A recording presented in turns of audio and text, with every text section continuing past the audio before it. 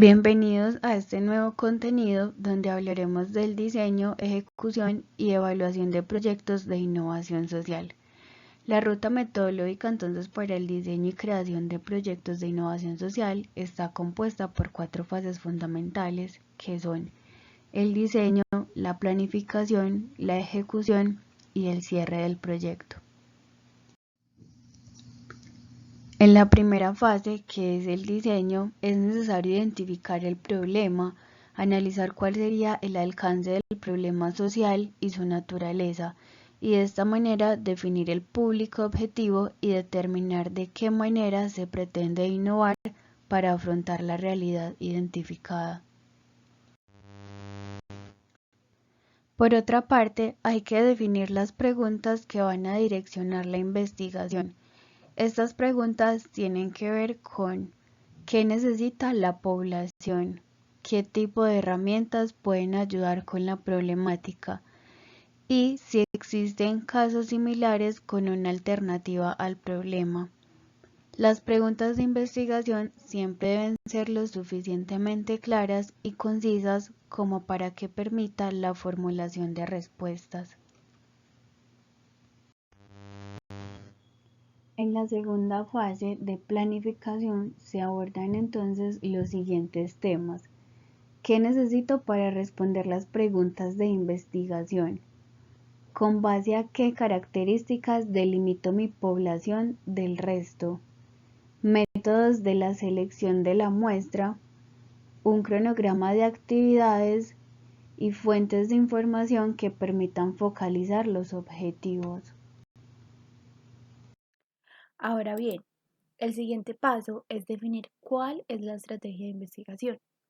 Para eso nos debemos remitir a las preguntas de investigación y definimos cuál favorece nuestro propósito.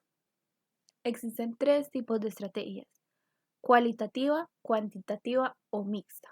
Cuantitativa se requiere o se refiere al estudio de los números, o sea, de las estadísticas. Cualitativa de las, como su nombre lo indica, las cualidades, los adjetivos, algún pronombre que nos indique la investigación, o mixta, que puede combinar, pues, como su nombre lo dice, ambas estrategias.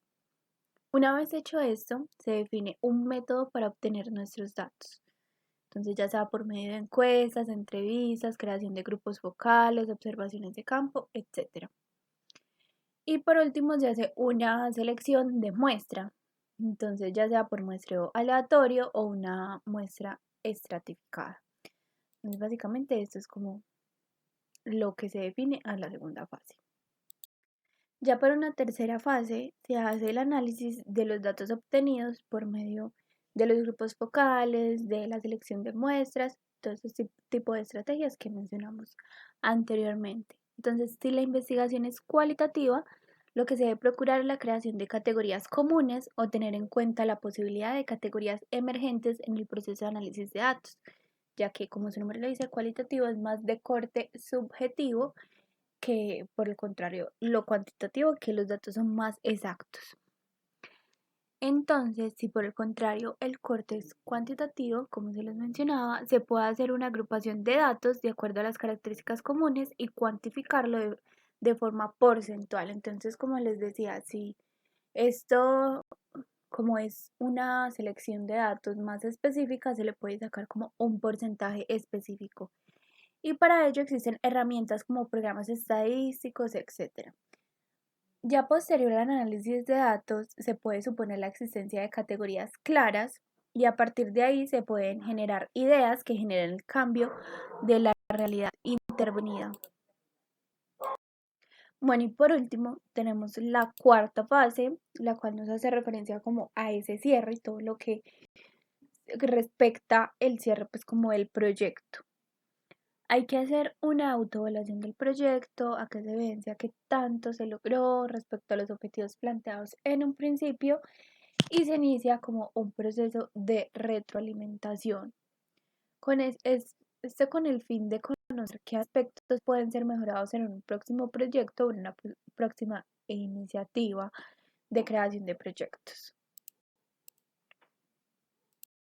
Y con esta cuarta fase finalizamos el contenido de diseño, evaluación y ejecución de proyectos. Eso también les puede servir para su futuro profesional, si desean emprender, si desean iniciar un proyecto de investigación. Entonces esperamos que eso haya sido de gran ayuda y que sigan conectados a los contenidos del curso de reactivación económica y valor público. Feliz día.